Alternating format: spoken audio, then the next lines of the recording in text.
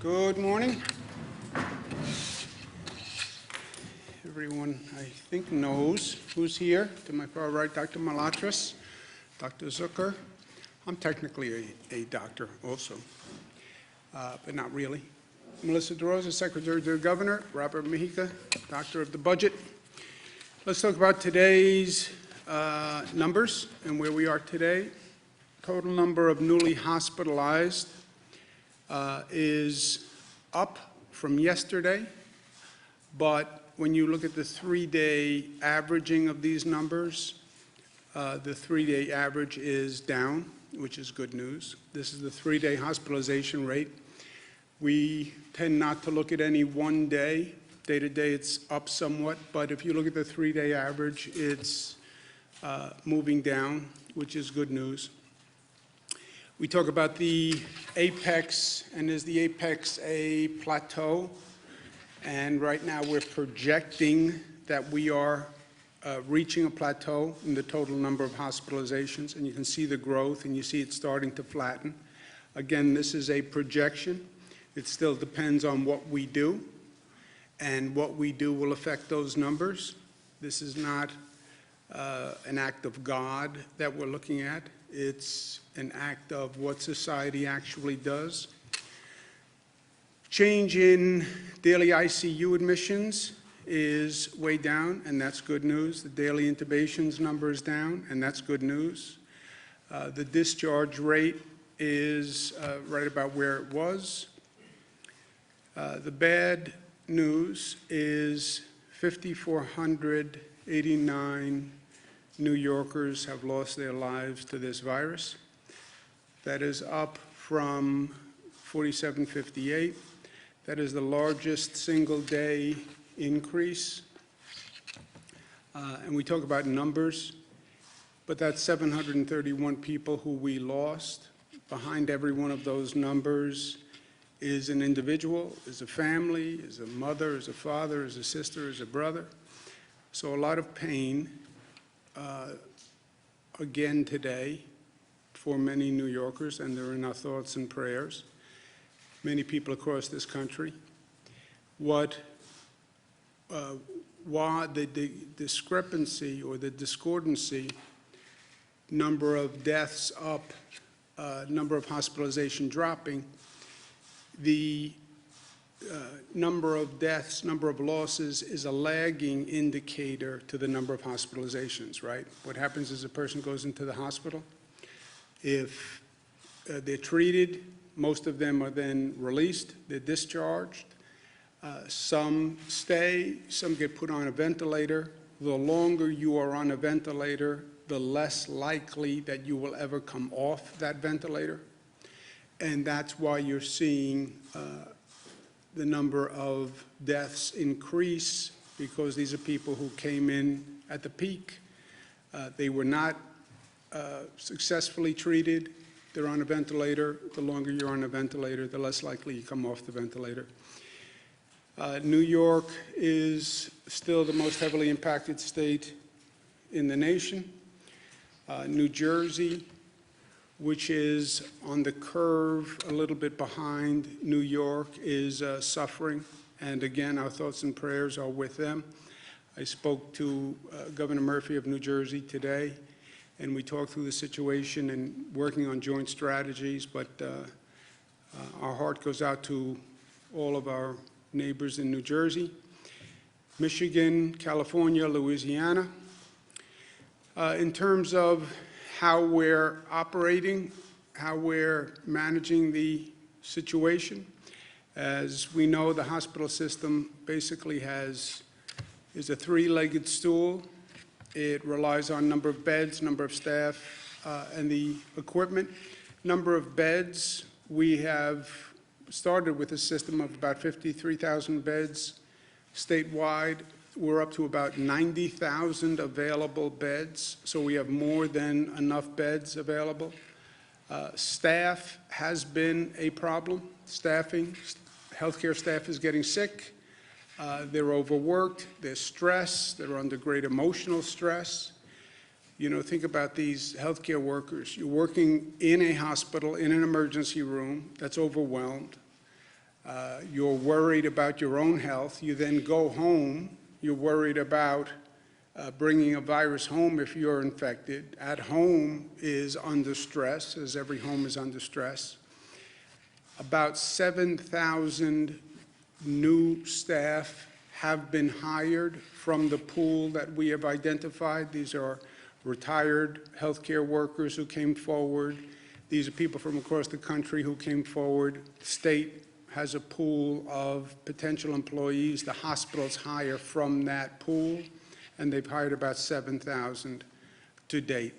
Equipment, that's the protective equipment, ventilators, where we are stretching and moving, but every hospital has what they need to date. And then we balance the patient load among all hospitals, so no hospital, single hospital or system gets overburdened. And that's a daily adjustment which takes tremendous cooperation among all of the healthcare institutions. I thank them very much for what they're doing. And then we have the overload relief, which is the Javits Center, 2,500 beds, and the U.S. Navy Ship Comfort. The U.S. Navy Ship Comfort had 1,000 bed capacity. It was originally for non-COVID patients. What wound up happening was we don't really have non-COVID patients. Closed down society, there's fewer traffic accidents, crime is down. So the original plan, which was the Comfort would take non-COVID cases from the hospitals, didn't really work because the hospitals didn't have non-COVID cases. I called the president yesterday morning, asked him to speak to the Department of Defense to see if they would change it to COVID. The president, to his credit, moved expeditiously, called me back yesterday afternoon, said they would make the Comfort non-COVID. COVID. When they make that transition, the capacity of the ship comes down from 1,000 to 500 beds because COVID patients require a greater treatment area, more space, and therefore the capacity of the ship came down from 1,000 to 500. It's still a tremendous benefit. So between Javits and the Comfort, that's 3,000 beds, which is a welcome overload relief to the hospital system, which is already extraordinarily stressed. But I spoke to General Shaughnessy today, who we spoke through the Comfort and Javits. The Department of Defense has been fantastic, and the number of military personnel they have sent up here and how quickly they've sent up here, and this is a tough assignment, to run facilities this large and to come up to speed and to be handling this many COVID patients in a new startup emergency facility. This is a really difficult undertaking, and they've really been fantastic, and I want to thank them all. And I want to thank the President for moving as quickly as he did. We're working on a tri-state cooperative. As I mentioned, I spoke to Governor Murphy from New Jersey. I spoke to Governor Ned Lamont from the state of Connecticut.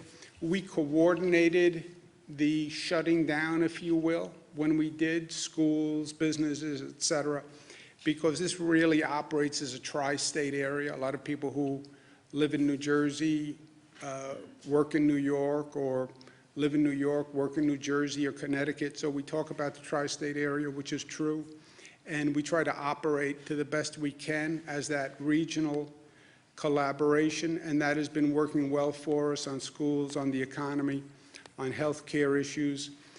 We have to start planning, restarting life. We're not there yet, but this is not a light switch that we can just flick one day and everything goes back to normal. We're going to have to restart that economy. We're going to have to restart a lot of systems that we shut down abruptly, and we need to start to plan for that. And I spoke to the governors, Governor Murphy and Governor Lamont, about coming up with a regional, metropolitan, tri-state approach to do just that. How do we, when we get to that point, which we're not at, but how do we restart our economy and get everything up and running as quickly as possible? My personal opinion, it's going to come down to how good we are with testing. You're not going to end the infection and end the virus before you start restarting life. I don't think you have that luxury. How do you start the economy back up? How do you start getting back to work as quickly as possible? It's going to come down to testing. You're going to have to know who had the virus, who resolved the virus, who never had it, and that's going to be testing. And that is an entirely new field that we're just developing now, right? New York State developed, a Department of Health developed an antibody testing regimen that Department of Health has approved for use in New York State. That has to be brought to scale, and the Department of Health is going to be working with the FDA to do just that. This tests the blood to determine whether or not you have the antibodies, which means you had the virus and resolved the virus. That's why you would have the antibodies for the virus. That would mean that you're no longer contagious, and you can't catch the virus because you have the antibodies in your system, which means you can get to work, you can go back to school, you can do whatever you want. But you have to have that testing, and you have to have that testing on a scale, right? You have 19 million people in the state of New York. Just think of how many people you would need to be able to test and test quickly. So the antibody testing is part of that. Also, rapid testing to determine whether or not you have the virus now exists. They have, quote unquote, 15-minute tests that are commercially available. But again, they have to be brought to scale. No private company has the capacity to bring those to scale. So I was speaking with Governor Murphy and Governor Lamont.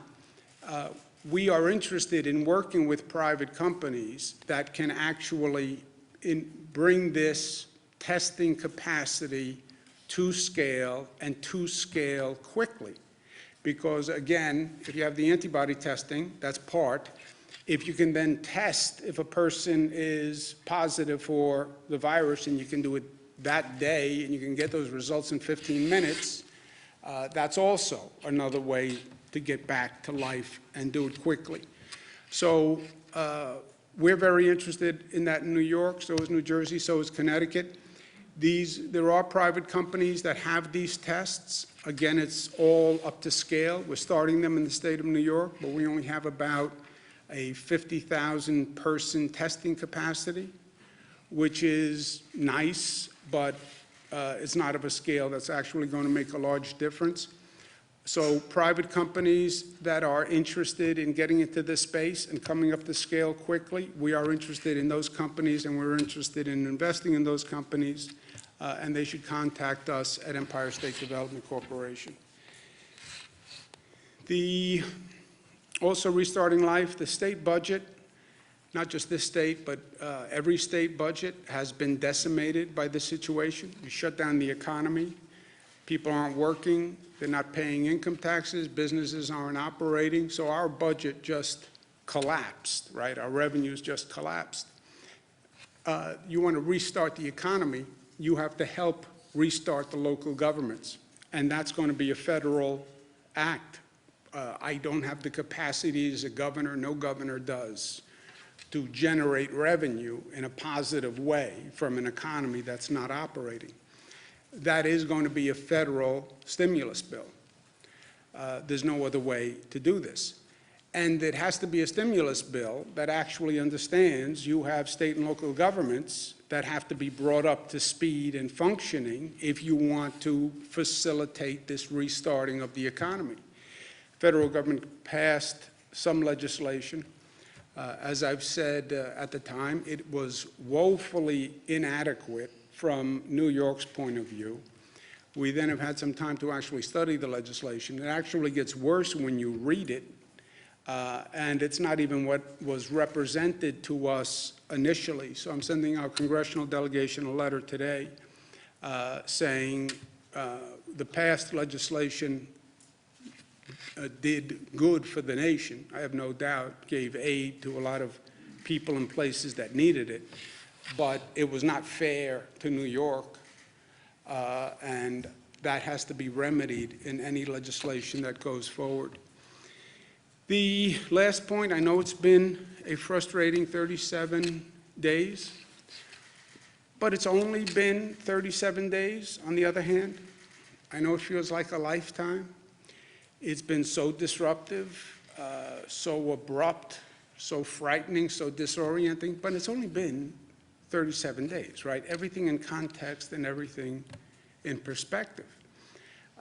I know it's tough to get up every day, and this is like Groundhog Day, living through this bizarre reality that we're in. It's even more difficult, I think, with the weather changing, and you feel the seasons changing, and it's getting nicer, and you start to open a new book of possibilities, and now the weather's getting nice, and I should be getting outdoors, and I should be doing this, and I should be doing this. I get it. But it's only been 37 days. And I started by saying those numbers of cases, that's not arbitrary. What we do affects the number of cases. Our behavior affects the number of cases. We're generating the cases. They're not descending on us from heaven, right? It's our behavior. So it's been 37 days. The 1918 pandemic that we talk about peaked in New York for 6 months. It came through in 3 waves, and it peaked for 6 months. 30,000 people died in New York during that pandemic.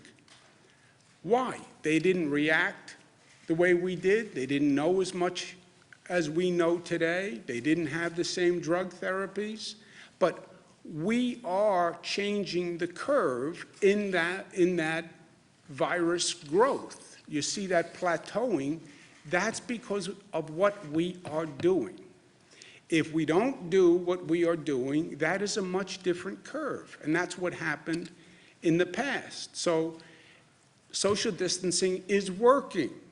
Well, you shut down all the businesses. I know. Well, you shut down all the schools. I know. But it is working. That's why you see those numbers coming down. If we were doing the same rate of interaction, those numbers would still be going up.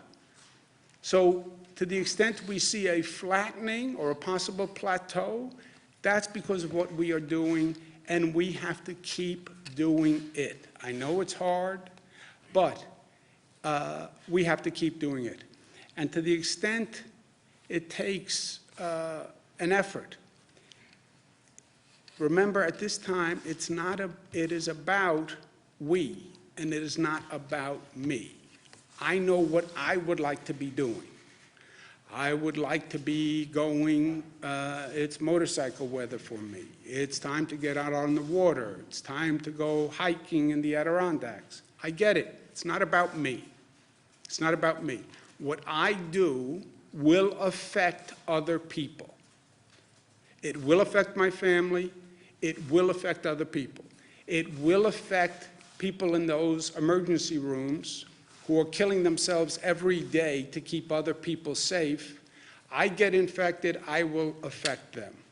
So we all talk about society and community and interconnection and interrelation and family, and life is bigger than us. Now is the time to live that, right? Now is the time to live that. So when you feel that need, I have to do this. It's not about me, it's about we and what's good for all of us. And my health is in your hands. And your health is in my hands. And the health of those healthcare workers and those first responders and all those people who have to show up to work every day to keep society functioning, we are responsible to them also. So to the extent it's hard, I get it. But maybe if we think about it through a different lens, a broader lens, it'll be a little easier. So let's not get complacent. We have to stay disciplined, we have to stay smart, we have to stay safe, and we do that by staying at home, and we will get through this together.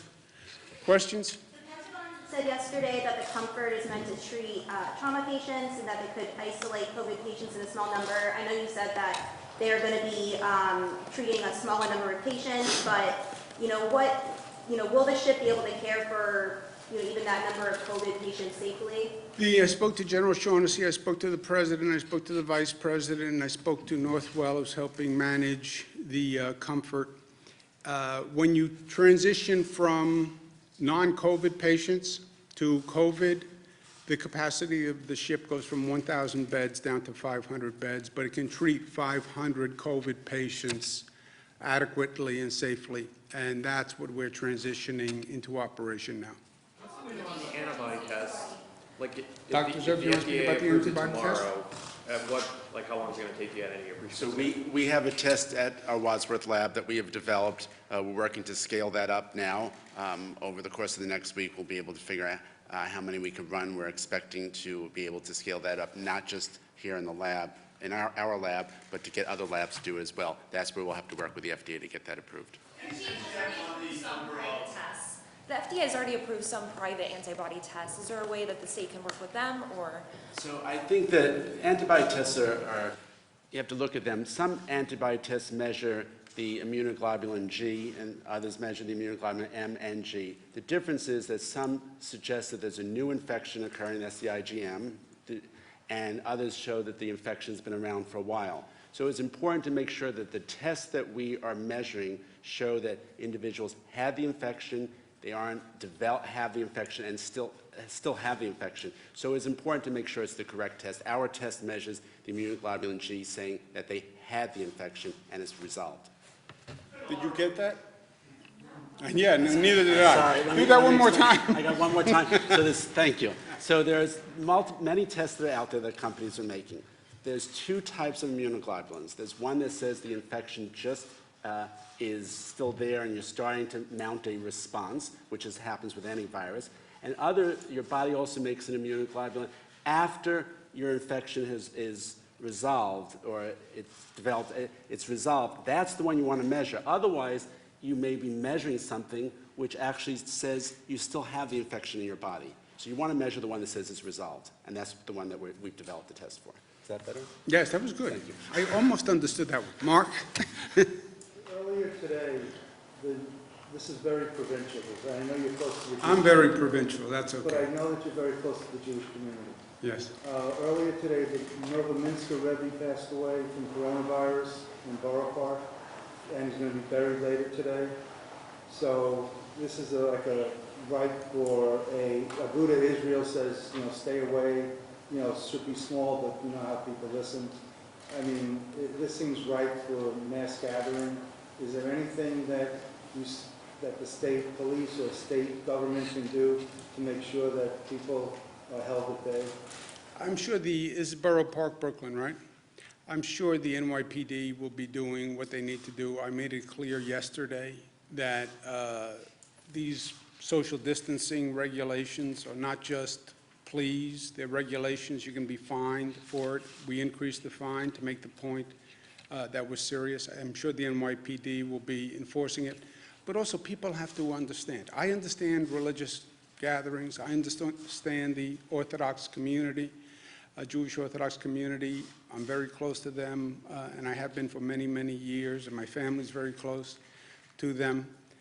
But now is not the time for large religious gatherings. I mean, we paid this price already. We've learned this lesson.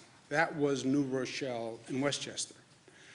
So please, now is not the time. You do no one a service by making this worse and infecting more people. Joseph? There's been a lot of reports that communities of color have been particularly hit hard by the virus. Do you have a sense yet if that's been the case in New York? And you've been putting out a lot of data, gender, age, updating it daily. Has it been difficult to get those racial breakdowns? And what are you doing to get those?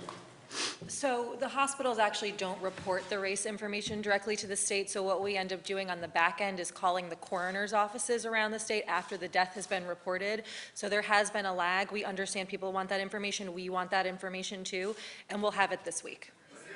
is there any sense though, Dr. Zucker, that there has been that trend where it has affected communities of color? So one of the challenges is that some of the communities have challenges with their health in general. They're more apt to have some of the challenges with asthma and diabetes. And so anytime anyone who has underlying medical conditions ends up with this virus or any other virus, it puts them more at risk. Do you have any update on the unemployment website? I know Felicity talked yesterday about working with Google. Is there any progress there? There is progress there, and we'll have that new interface up and running by Thursday. And we've actually worked with Verizon. A lot of the problem was the lines were crashing because the volume was so extreme. We've now moved 80% of the incoming calls off of the Verizon system and into call centers, and so you should start to see some easing up on that today. And again, we just ask people to remain patient as we get this resolved. Governor, you promised an executive order on Friday regarding ventilator redistribution, and I believe that that executive order was also going to cover other things. That still hasn't appeared. Is there a reason for the delay? No, I'm going to issue an executive order today on everything that I've mentioned, the fines, et cetera, today. What else will that cover? That will cover? Everything we've discussed to date. Some lawmakers have suggested that that's going to be voluntary now, the quote-unquote taking of ventilators, that the Health Association put out something saying it's going to be a voluntary taking of those. Is that how Yeah, you... Joseph, it was always, the hospitals tell us what they have, quote-unquote, available, meaning unused, and they're not going to use it in the foreseeable future. So it was always, of the equipment that you believe, you hospital believe is available, if the state lent 20% of the available units, as you define available, that would be 500. And 500 ventilators was a big deal, especially 2 weeks ago. Frankly, since then, other things have happened. We have 1,000 ventilators from China. California freed up 500 ventilators. Oregon sent 140 ventilators. State of Washington freed up, I think, 400 ventilators or something like that. We've also acquired an additional 500 ventilators.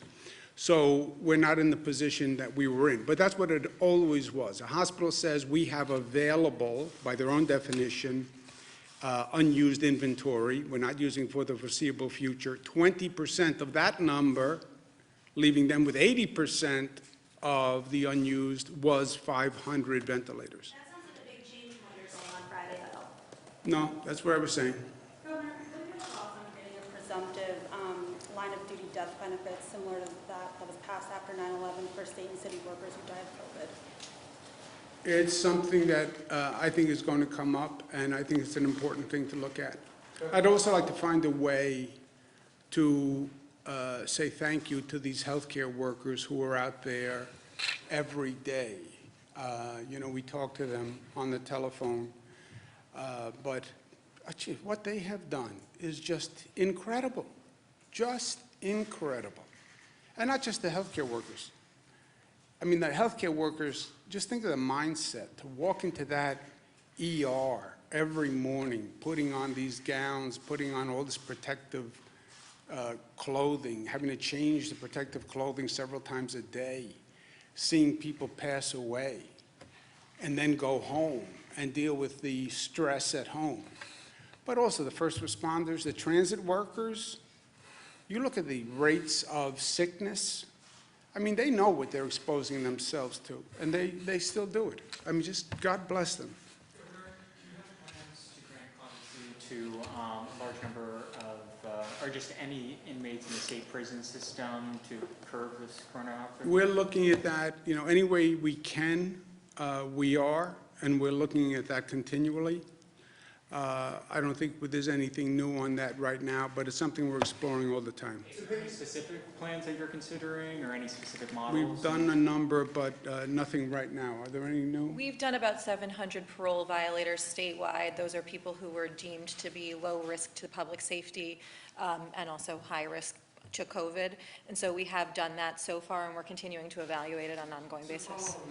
I think the promise was about 400 people to come out of Rikers. So far, that's been about 130 people have been released. Is there a I think reason for we've the done lag? about 240 out of Rikers so far of the 700 statewide, but we can get you the exact number, That's a Jesse. fresh figure. And Governor, on a more kind of psychological, philosophical issue, 730 people died.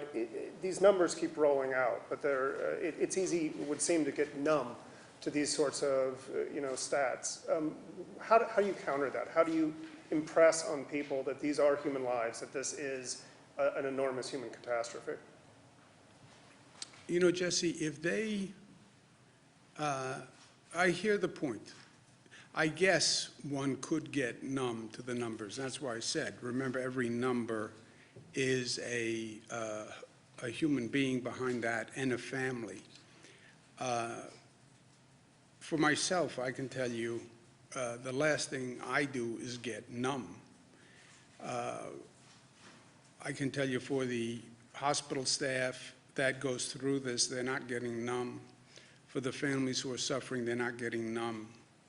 The pain is increasing, the grief is increasing. I mean, you see those pictures on TV of getting to a situation where you have to put bodies in trucks, in parking lots. I mean, how you could get numb to any of this, I can't imagine, especially New Yorkers, that we lose the humanity of this. It's something I struggle with every day. I try to think of the opposite, that, we are doing good, because you can't stop, you can't save everyone. This virus is very good at what it does, and it kills vulnerable people. That's what it does. And it does that very well. And we can't stop that. The question is, are you saving everyone you can save? And there the answer is yes, and I take some solace in that fact. Our healthcare system is operating. I don't believe we lost a single person because we couldn't provide care. People we lost, we couldn't save despite our best efforts. But no, I don't see the numbness, and I don't believe New Yorkers see the numbness. I think the frustration of an individual situation can cause you to do irresponsible things, to go out more than you should, to disregard social distancing. I think that's an issue, and that's what I've been trying to address. Governor, I know we're not there yet, but when people do eventually start getting back to work, will it be the reverse of the reduction, meaning they'll go back in spurts of 25% at a time, or 12, or something like that? I don't know. It's a good question. I think they go back, is my opinion. It's not a fact. I think, and we're working on a plan with Connecticut and New Jersey, because when we go back together.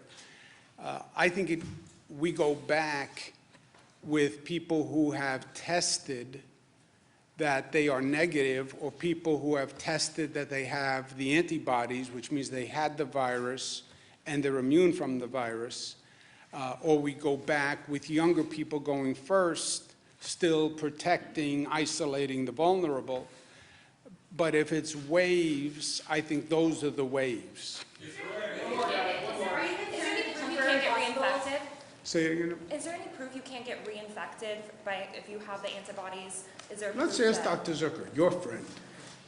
So usually when you have a virus, you develop antibodies, you don't get it again. There was one report out of China where they suggested that maybe there were some cases, but that hasn't been confirmed yet.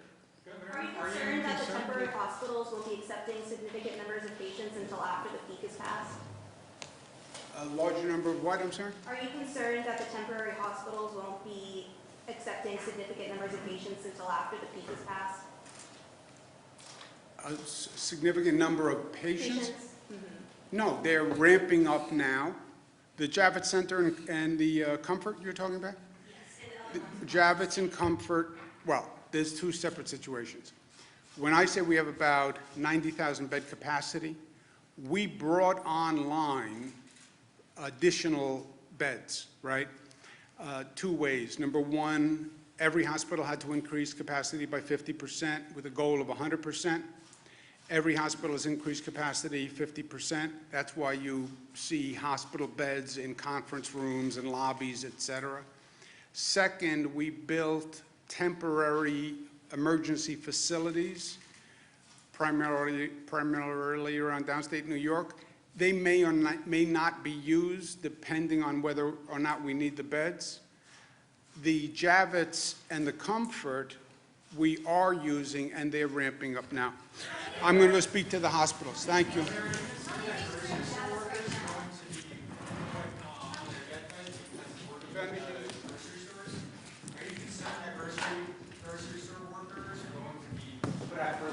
there any plans on how to address grocery workers and their safety? Grocery store workers, transit workers, first responders, police officers. These are all, in my opinion, heroes of today because they get up every morning, they go to work, so society stays safe and functioning. And we're doing everything we can to protect them. But we owe them a big thank you. Thank you, guys. Thank you.